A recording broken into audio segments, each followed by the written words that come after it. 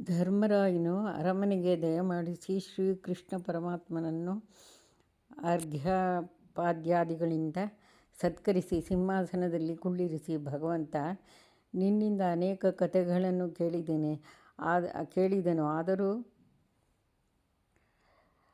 ಆದರೂ ಪುತ್ರಾಯುಃಪ್ರದವಾದ ಹಾಗೂ ಪುತ್ರಿಗೆ ವೈಧವ್ಯ ಪರಿಹಾರಕವಾಗಿ ಮತ್ತೊಂದು ವ್ರತವನ್ನು ಹೇಳು ಎಂದು ಕೇಳಲು ಶ್ರೀಕೃಷ್ಣನು ಹೀಗೆ ಹೇಳಿದನು: ರಾಜೇಂದ್ರ, ಕೇಳು. ಹಿಂದಿನ ಕಾಲದಲ್ಲಿ ಕುಂಡಿನೀಪುರವೆಂಬ ನಗರದಲ್ಲಿ ಧರ್ಮಪಾಲನೆಂಬ ವರ್ತಕನಿದ್ದನು. ಅವನು ಧನಿಕನೂ ದೇವಬ್ರಾಹ್ಮಣರಲ್ಲಿ ಭಕ್ತ ಸಂಪನ್ನನೂ ಆಗಿದ್ದನು. ಆತನಿಗೆ ಸಂತಾನವಿರಲಿಲ್ಲ. ಈ ಧರ್ಮಪಾಲನ ಮನೆಗೆ ನಿತ್ಯವೂ ವಿಭೂತಿ ರುದ್ರಾಕ್ಷಿ ಸರಗಳಿಂದ ಶೋಭಿತನಾದ ಒಬ್ಬ ಸನ್ಯಾಸಿ ಭಿಕ್ಷೆಗಾಗಿ ಬರುತ್ತಿದ್ದನು. ಆದರೆ ವರ್ತಕನ ಹೆಂಡತಿಯು ಭಿಕ್ಷೆ ನೀಡಲು ಬಂದರೆ ಅದನ್ನು ಸ್ವೀಕರಿಸದೆ ಸುಮ್ಮನೆ ಹೊರಟು ಹೋಗುತ್ತಿದ್ದಳು. ಇದರಿಂದ ಆಕೆಗೆ ತುಂಬ ದುಃಖ ಉಂಟಾಗುತ್ತಿತ್ತು. ಒಂದು ದಿನ ಈ ವಿಚಾರವನ್ನು ಆಕೆ ತನ್ನ ಪತಿಗೆ ತಿಳಿಸಿದಾಗ ಆ ವರ್ತಕನು ಇಂತೆಂದನು: ನಾಳೆ ಆ ಸನ್ಯಾಸಿಯು ಭಿಕ್ಷೆಗಾಗಿ ಬರುವ ಹೊತ್ತಿಗೆ ನೀನು ಕೈತುಂಬ ಚಿನ್ನದ ನಾಣ್ಯಗಳನ್ನು ತುಂಬಿ ಅವನು ಬಂದ ಕೂಡಲೇ ಅದನ್ನು ಜೋಳಿಗೆಗೆ ಹಾಕಿಬಿಡು. ಅದರಂತೆ ಮಾರನೆಯ ದಿನ ಆ ಸನ್ಯಾಸಿಯು ಬಂದಾಗ ಹಾಗೆಯೇ ಮಾಡಲು ಆ ಸನ್ಯಾಸಿಯು ನೀನು ಅಪುತ್ರವತಿಯಾಗು ಎಂದು ಶಪಿಸಿದನು. ಆಗ ಹೆದರಿದ ಆಕೆ ಸನ್ಯಾಸಿಯನ್ನು ಇದರ ಪರಿಹಾರವು ಹೇಗೆ ಎಂದು ಕೇಳಲು, ಆಗ ಆ ಸನ್ಯಾಸಿಯು: ಎಲೈ ಪತಿವ್ರತೆಯೇ, ಕೇಳು. ನಿನ್ನ ಪತಿಯು ಕಪ್ಪು ಉಡುಪು ಧರಿಸಿ ಕಪ್ಪು ಬಣ್ಣದ ಕುದುರೆಯನ್ನು ಹತ್ತಿ ಅರಣ್ಯದಲ್ಲಿ ಪ್ರಯಾಣ ಮಾಡಲಿ. ಎಲ್ಲಿ ಆ ಕುದುರೆ ಮುಗ್ಗರಿಸಿ ನಿಲ್ಲುವುದೋ ಅಲ್ಲಿ ನೆಲವನ್ನು ಅಗೆದು ನೋಡಲು ಸುಂದರ ದೇವಾಲಯ ಕಾಣುವುದು. ಅದರಲ್ಲಿ ಸರ್ವಮಂಗಳಾ ದೇವಿ ವಾಸವಾಗಿರುವಳು. ಅವಳನ್ನು ಭಕ್ತಿಯಿಂದ ಪೂಜಿಸಿದರೆ ನಿನಗೆ ಕೊಟ್ಟಿರುವ ಶಾಪ ವಿಮೋಚನೆಯಾಗಿ ಪುತ್ರ ಪ್ರಾಪ್ತಿಯಾಗುವುದು. ಇದನ್ನು ಮರೆಯದೆ ನಿನ್ನ ಪತಿಗೆ ಹೇಳು ಎಂದು ಹೇಳುತ್ತಾ ಸನ್ಯಾಸಿಯು ಮಾಯವಾದನು. ಮಾರನೆಯ ದಿನ ವರ್ತಕನು ಆ ಸನ್ಯಾಸಿಯು ಹೇಳಿದಂತೆ ಮಾಡಲು ಅವನ ಕುದುರೆ ಮುಗ್ಗರಿಸಿ ನಿಂತ ಜಾಗವನ್ನು ಅಗೆದು ನೋಡಲಾಗಿ ದಿವ್ಯವಾದ ಅತಿ ಮನೋಹರವಾದ ದೇವಾಲಯ ಗೋಚರಿಸಿತು. ಆಗ ಆ ವರ್ತಕನು ಸ್ನಾನ ಸಂಧ್ಯಾದಿಗಳನ್ನು ಮುಗಿಸಿ ಹೂವು ಹಣ್ಣುಗಳನ್ನು ಹೊಂದಿಸಿಕೊಂಡು ಪೂಜಾ ದ್ರವ್ಯಗಳನ್ನು ಷಡ್ರಸೋಪೇತವಾದ ಪಕ್ವಾನ್ನ ಭಕ್ಷ್ಯ ಭೋಜ್ಯಗಳನ್ನು ಸಿದ್ಧಪಡಿಸಿಕೊಂಡು ದೇವಾಲಯದ ಒಳಹೊಕ್ಕು ಸರ್ವಮಂಗಳಾದೇವಿಗೆ ಷೋಡಶೋಪಚಾರ ಪೂಜೆ ಮಾಡಿ ದೇವಿಯನ್ನು ಪ್ರಾರ್ಥಿಸುತ್ತಾ ನಿಂತುಕೊಂಡನು. ದೇವಿಯು ಪ್ರತ್ಯಕ್ಷಳಾಗಿ ನಿನ್ನ ಭಕ್ತಿಗೆ ಮೆಚ್ಚಿದೆನು. ಐಶ್ವರ್ಯ ಮುಂತಾದ ನಿನ್ನ ಅಭೀಷ್ಟವನ್ನು ಕೇಳಿಕೊ ಎಂದಳು. ಆಗ ವರ್ತಕನು: ಜಗನ್ಮಾತೆ, ನಿನ್ನ ಅನುಗ್ರಹದಿಂದ ನನಗೆ ಐಶ್ವರ್ಯಕ್ಕೆ ಏನೂ ಕೊರತೆಯಿಲ್ಲ. ನನಗೆ ಒಂದು ಸಂತಾನವನ್ನು ಕರುಣಿಸು ಎಂದು ಕೇಳಿದನು. ಆಗ ಜಗನ್ಮಾತೆಯು: ಅಯ್ಯ ವರ್ತಕ, ನಿನಗೆ ಅಲ್ಪಾಯುವಾದ ಸುಂದರ ಪುತ್ರ ಬೇಕೋ, ವಿಧವೆಯಾಗುವ ಮಗಳು ಬೇಕೋ, ಅಥವಾ ಕುರುಡನಾದ ಬಹುಕಾಲ ಬದುಕುವ ಮಗನು ಬೇಕೋ, ಹೇಳು ಎಂದು ಕೇಳಲು ವರ್ತಕನು: ತಾಯಿ, ಅಲ್ಪಾಯುವಾದರೂ ಸುಂದರವಾದ ಮಗನೇ ಆಗಲಿ. ಅವನು ನಿನ್ನ ದಯೆಯಿಂದ ದೀರ್ಘಾಯು ಆಗಬಹುದು ಎಂದು ಕೇಳಿದಾಗ ಗೌರಿಯು ತಥಾಸ್ತು ಎಂದಳು. ಮತ್ತೆ ಗೌರಿಯು: ನೋಡು, ಇಲ್ಲೊಂದು ಗಣಪತಿಯ ಪ್ರತಿಮೆ ಇದೆ. ಅದರ ಮೇಲೆ ಹತ್ತಿ ನೋಡಿದರೆ ಮಾವಿನ ಮರ ಕಾಣುತ್ತದೆ. ಅದರಲ್ಲಿ ಬಿಟ್ಟಿರುವ ಒಂದು ಹಣ್ಣನ್ನು ಕಿತ್ತು ನಿನ್ನ ಪತ್ನಿಗೆ ಕೊಟ್ಟರೆ ಅದನ್ನು ತಿಂದು ಪುತ್ರನನ್ನು ಪಡೆಯುವಳು ಎಂದು ಹೇಳಿ ಅದೃಶ್ಯಳಾದಳು. ಧರ್ಮಪಾಲನು ಅಲ್ಲಿರುವ ಗಣಪತಿಯ ಮೇಲೆ ಮಾವಿನ ಮರವನ್ನು ಹತ್ತಿ ಅನೇಕ ಹಣ್ಣುಗಳನ್ನು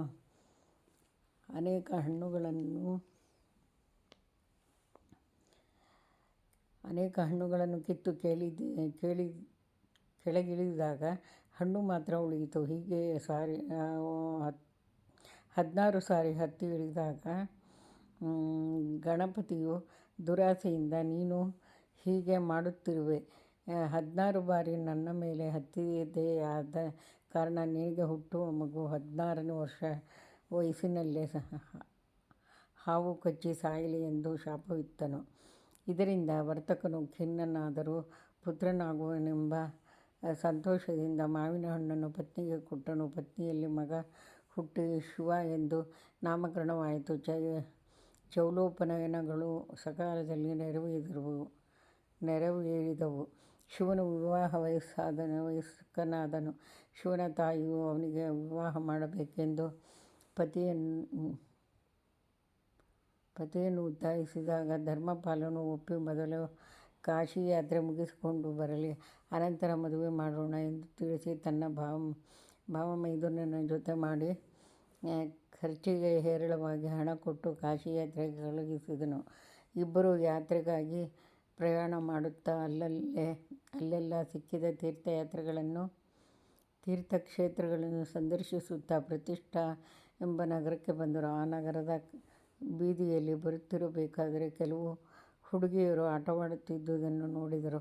ಒಬ್ಬ ಹುಡುಗಿಯು ಅದೇ ಗುಂಪಿನಲ್ಲಿದ್ದ ದಿವ್ಯ ಸುಂದರಿಯಾದ ಸುಶೀಲೆ ಎಂಬ ಹುಡುಗಿಯನ್ನು ತುಂಬ ಬೈಯತೊಡಗಿದಳು.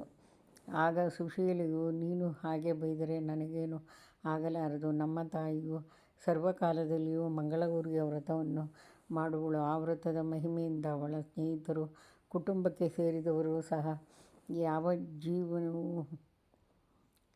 ಸುವಾಸಿನಿಯರಾಗಿಯೇ ಇರುವರು. ಅಂಥ ಶ್ರೇಷ್ಠವಾದ ಮಂಗಳಗೌರಿ ವ್ರತವನ್ನು ಮಾಡುವಾಗ ಯಾವ ಸ್ಥಳದಲ್ಲಿ ದೀಪಗಳನ್ನು ಹಚ್ಚಿ ಪ್ರಜ್ವಲಿಸುವರೋ ಆ ಸ್ಥಳದಲ್ಲಿರುವವರಿಗೆ ಸಕಲ ಸನ್ಮಂಗಳಗಳು ಉಂಟಾಗುವು ಎಂದು ಹೇಳಿದ್ದನ್ನು ಕೇಳಿ ಶಿವನ ಸೋದರ ಮಾವನು, ಆಹಾ, ಈ ವ್ರತದ ಮಹಿಮೆಯಿಂದ ನನ್ನ ಅಳಿಯನಿಗೆ ಶ್ರೇಯಸ್ಸು ಉಂಟಾಗುವುದೆಂದು ಯೋಚಿಸಿ ಹೇಗಾದರೂ ಮಾಡಿ ಶಿವನಿಗೆ ಈ ಹುಡುಗಿಯನ್ನು ತಂದುಕೊಂಡು ವಿವಾಹ ಮಾಡಬೇಕೆಂದು ಯೋಚಿಸುತ್ತಾ ಆ ಹುಡುಗಿಯ ಹಿಂದೆ ಹೊರಟು ಆ ಸುಶೀಲೆಯ ಮನೆಯ ಹತ್ತಿರವಿರುವ ಶಿವಾಲಯದ ಸಮೀಪ ಬಂದು ಮನೆ ಮಾಡಿಕೊಂಡು ವಾಸ ಮಾಡತೊಡಗಿದನು.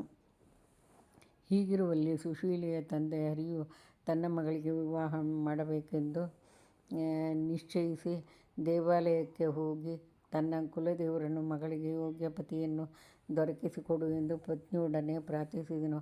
ಆದರೆ ಈಶ್ವರನು ವರ ಕೊಡದಿರಲು ಈ ಗುಟ್ಟನ್ನು ತಿಳಿದುಕೊಂಡಿದ್ದ ಶಿವನ ಸೋದರ ಮಾವನು ದೇವರ ವಿಗ್ರಹದ ಹಿಂದೆ ನಿಂತುಕೊಂಡು, ಅಯ್ಯಾ, ಈ ಊರಿಗೆ ಮಾರ್ಗಸ್ಥನಾಗಿ ಬಂದು ದೇವಾಲಯದ ಸಮೀಪದಲ್ಲಿ ವಾಸ ಮಾಡುತ್ತಿರುವ ಶಿವನೆಂಬ ವರನಿಗೆ ನಿನ್ನ ಮಗಳನ್ನು ಕೊಟ್ಟು ಮದುವೆ ಮಾಡು ಎಂದನು. ಆಗ ಹರಿಯು ನಿಜವಾಗಿಯೂ ಇದು ದೇವರ ವಾಣಿ ಎಂದು ಭಾವಿಸಿ ಮನೆಗೆ ಬಂದನು.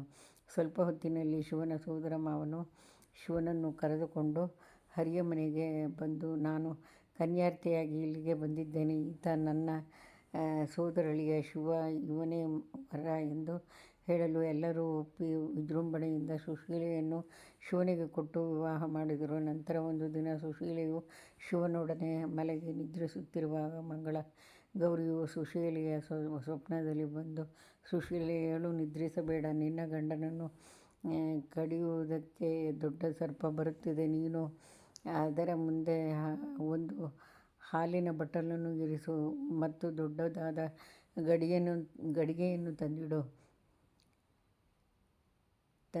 ಹಾಲನ್ನು ಕುಡಿದ ಮೇಲೆ ಸರ್ಪವು ಗಡಿಗೆಯೊಳಗೆ ಹೋಗುತ್ತದೆ. ಆಗ ನೀನು ನಿನ್ನ ಕುಪ್ಪಸವನ್ನು ಗಡಿಗೆಯ ಬಾಯಿಗೆ ಭದ್ರವಾಗಿ ಕಟ್ಟಿ ಬೆಳಗಾದ ಮೇಲೆ ನಿಮ್ಮ ತಾಯಿಗೆ ಶುಭಕರವಾದ ಬಾಗಿನವನ್ನು ಕೊಡು ಎಂದು ಎಚ್ಚರಿಸಿ ಹೊರಟು ಹೋದಳು. ಸುಶೀಲೆಗೆ ಎಚ್ಚರವಾಗಲು ಅವಳೆದುರಿಗೆ ಘಟಸರ್ಪವು ಭಯಂಕರವಾಗಿ ಬುಸುಗುಟ್ಟುತ್ತಾ ಬರುತ್ತಿರುವುದನ್ನು ನೋಡಿ ಅದರ ಮುಂದೆ ಹಾಲು ತುಂಬಿದ ಬಟ್ಟಲನ್ನು ಇರಿಸಿದಳು. ಸರ್ಪವು ಹಾಲು ಕುಡಿದು ಪಕ್ಕದಲ್ಲಿರಿಸಿದ ಗಡಿಗೆಯೊಳಗೆ ಹೋಯಿತು.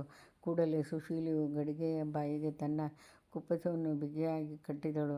ಅನಂತರ ಮಂಗಳಗೌರಿಯನ್ನು ಸ್ಮರಿಸುತ್ತಾ ನಿದ್ರಿಸಿದಳು.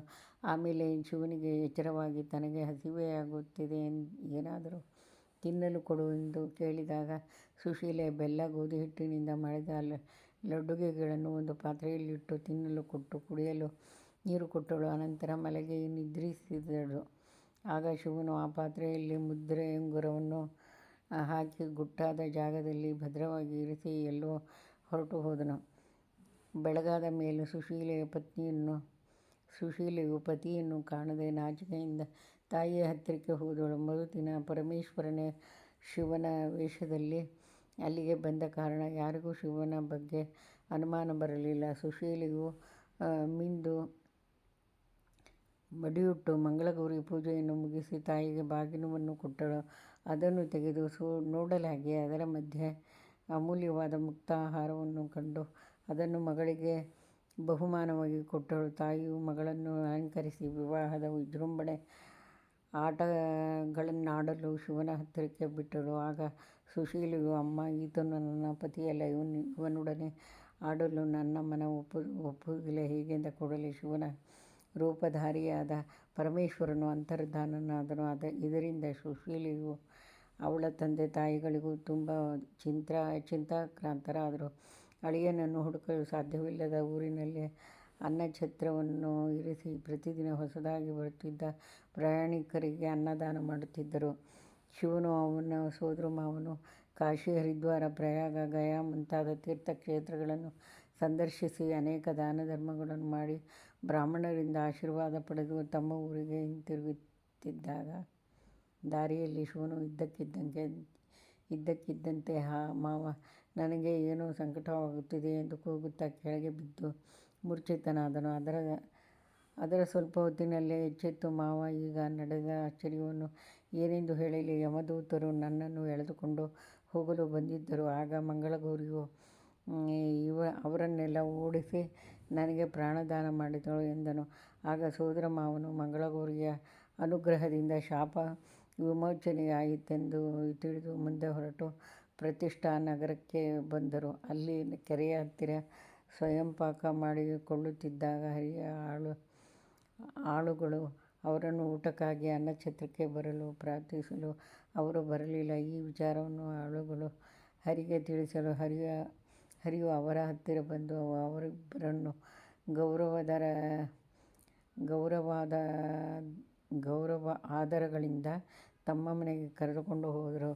ಸುಶೀಲೆಯನ್ನು ಶಿವನ ಪಾದ ತೊಳೆಯುವಂತೆ ಹೇಳಿದಾಗ ಅವಳು ಪಾದ ತೊಳೆದು ಈತನೇ ನನ್ನ ತನ್ನ ಪತಿಯೆಂದು ತಾಯಿಗೆ ತಿಳಿಸಿದಳು. ಅನಂತರ ಹರಿಯು ಕೇಳಿದಾಗ ಶಿವನು ಪಾತ್ರೆಯಲ್ಲಿಟ್ಟಿದ್ದ ಮುದ್ರೆಯುಂಗುರವನ್ನು ತೋರಿಸಿದನು. ಅತ್ತೆ ಮಾವಂದಿರು ಸಂತೋಷಗೊಂಡು ಸುಶೀಲೆಯೊಡನೆ ಶಿವನ ಮನೆಗೆ ಬೀಳ್ಕೊಟ್ಟರು. ಪತ್ನಿ ಸಮೇತನಾಗಿ ಶಿವನು ಸೋದರಮಾವನೊಡನೆ ಊರಿಗೆ ಹೊರಟನು. ಪ್ರಯಾಣ ಮಾಡುವ ಸಮಯದಲ್ಲಿ ಶ್ರಾವಣ ಮಂಗಳವಾರ ಬಂದಿತು. ಆಗ ಸುಶೀಲೆಯು ಭಕ್ತಿಯಿಂದ ವಿಧಿವತ್ತಾಗಿ ಮಂಗಳಗೌರಿ ವ್ರತವನ್ನು ಮಾಡಿದಳು. ಭೋಜನವಾದ ನಂತರ ಪ್ರಯಾಣ ಮುಂದುವರೆಸಿ ಬರುತ್ತಿರುವಾಗ ಮತ್ತೊಂದು ಮಂಗಳಗೌರಿ ಬಂದಿತು. ಅದೇ ಜಾಗದಲ್ಲಿ ಧರ್ಮಪಾಲನು ಗೌರಿಯನ್ನು ಆರಾಧಿಸಿದ ಸುವರ್ಣ ದೇವಾಲಯ ಕಾಣಿಸಿತು. ಸುಶೀಲೆಯು ಸಂತೋಷದಿಂದ ಶ್ರದ್ಧಾಭಕ್ತಿಗಳಿಂದ ಮಂಗಳಗೌರಿ ವ್ರತವನ್ನು ಮಾಡಿದಳು. ದೇವಿಯು ಪ್ರಸಾದವನ್ನು ಸ್ವೀಕರಿಸಿ ಆನಂದಭರಿತಳಾಗಿ ತನ್ನ ಪತಿಯೊಡನೆ ಮುಂದೆ ಪ್ರಯಾಣ ಮಾಡಿದಳು. ಮೂವರು ಕುಂಬಿನಪುರದ ಹತ್ತಿರಕ್ಕೆ ಆ ಪಟ್ಟಣದ ಜನರು ಇವರನ್ನು ನೋಡಿ, ಓಹೋ, ಧರ್ಮಪಾಲನ ಮಗನೂ ಭಾವಮೈದನೂ ಬರುತ್ತಿದ್ದಾರೆ, ಅವರನ್ನು ಅನುಸರಿಸಿ ಬರುತ್ತಿರುವ ಹೆಂಗಸು ಶಿವನ ಹೆಂಡತಿಯಾಗಿರಬೇಕು ಎಂದುಕೊಂಡು ಹೋಗಿ ಧರ್ಮಪಾಲನಿಗೆ ಈ ವಿಷಯ ಹೇಳಿದರು. ಅಷ್ಟು ಹೊತ್ತಿಗೆ ಶಿವನು, ಅವನ ಹೆಂಡತಿ ಸುಶೀಲೆಯು, ಸೋದರಮಾವನು ಮನೆಯ ಹತ್ತಿರಕ್ಕೆ ಬಂದರು. ಶಿವನು ತಂದೆ ತಾಯಿಯರಿಗೆ ನಮಸ್ಕರಿಸಿ ಸೋದರಮಾವನ ಅಕ್ಕನಿಗೂ ಭಾವನಿಗೂ ನಮಸ್ಕರಿಸಿದನು. ಸುಶೀಲೆಯು ಅತ್ತೆ ಮಾವಂದಿರಿಗೆ ನಮಸ್ಕಾರ ಮಾಡಿದಳು. ಅತ್ತೆಯು, ಅಮ್ಮ ಯಾವ ವ್ರತವನ್ನು ಮಾಡಿದ ಕಾರಣ ನನ್ನ ಮಗನಿಗೆ ದೀರ್ಘಾಯುಷ್ಯ ಉಂಟಾಯಿತು, ಆ ವ್ರತವನ್ನು ನನಗೆ ತಿಳಿಸು ಎಂದು ಕೇಳಿದಳು. ಆಗ ಸುಶೀಲೆಯು, ಅಮ್ಮ, ನನಗೆ ಯಾವ ವ್ರತದ ವಿಚಾರವೂ ತಿಳಿಯದು. ನೀವೇ ಮಂಗಳಗೌರಿ, ನಿಮ್ಮ ಪತಿಯೇ ಪರಮೇಶ್ವರ, ನಿಮ್ಮಿಬ್ಬರ ಸುಪುತ್ರನಾದ ಶಿವನೇ ನನ್ನ ಪತಿ. ತಮ್ಮ ಮೂವರ ಶುಶ್ರೂಷೆ ಹೊರತು ನನಗೆ ಮತ್ತಾವ ವ್ರತವೂ ತಿಳಿಯದು ಎಂದು ಹೇಳಿ ಅವರನ್ನು ಮೆಚ್ಚಿಸಿದಳು. ಅನಂತರ ಮಂಗಳಗೌರಿಯ ಅನುಗ್ರಹದಿಂದ ಬಹುಕಾಲ ಬಾಳಿ ಕಡೆಗೆ ಶಿವ ಸಾಯುಜ್ಯವನ್ನು ಪಡೆದಳು. ಫಲಶ್ರುತಿ, ಎಲೈ ಧರ್ಮರಾಜ, ಮದುವೆಯಾದ ಗಂಡನಿಗೆ ಶ್ರೇಯಸ್ಸನ್ನು ಕೋರುವ ಹೆಂಗಸರು ಶ್ರಾವಣ ಮಾಸದ 4 ಮಂಗಳವಾರ ವಿಧಿಪೂರ್ವಕವಾಗಿ ಮಂಗಳಗೌರಿ ವ್ರತವನ್ನು ಮಾಡಿ 16 ದೀಪಗಳನ್ನು ತುಪ್ಪದ ಬತ್ತಿಯಿಂದ ಹೊತ್ತಿಸಿ ಆರತಿ ಮಾಡಿ ಕಥೆಯನ್ನು ಕೇಳುತ್ತಾ ಕಾಡಿಗೆ ಹಿಡಿದು ಪೂಜಾ ಸಮಾಪ್ತಿಯ ನಂತರ ತಾಯಿಗೂ ಮುತ್ತೈದೆಯರಿಗೂ ಬಾಗಿನವನ್ನು ಕೊಟ್ಟು ಅವರ ಆಶೀರ್ವಾದ ಪಡೆಯಬೇಕು. ಗಂಡಪಿಷ್ಟವನ್ನು ಲವಣವರ್ಜಿತವಾದ ಅನ್ನವನ್ನು ತಾನು ಭುಜಿಸಬೇಕು. ಹೀಗೆ ಮದುವೆಯಾದ ಆರಂಭದಿಂದ 5 ವರ್ಷಗಳು ತಪ್ಪದೆ ಈ ವ್ರತವನ್ನು ಮಾಡುವುದರಿಂದ ಮಂಗಳಗೌರಿಯು ಸಮಸ್ತ ಇಷ್ಟಾರ್ಥಗಳನ್ನು ಪತಿಗೆ ಪೂರ್ಣಾಯುಸ್ಸನ್ನು ಕೊಡುವಳು. ಎಂಬಲ್ಲಿಗೆ ಭವಿಷ್ಯೋತ್ತರ ಪುರಾಣದ ಮಂಗಳಗೌರಿ ವ್ರತ ಕಥೆ ಸಮಾಪ್ತವಾಯಿತು. ಸನ್ಮಂಗಳಾನಿ ಬಂತು. ಮಂಗಳಗೌರಿ ವ್ರತ ನಂತರ ಈ ಕಥೆಯನ್ನು ಕೇಳುವುದು ಒಳ್ಳೆಯದು. ಮಂಗಳಮತ್ತು.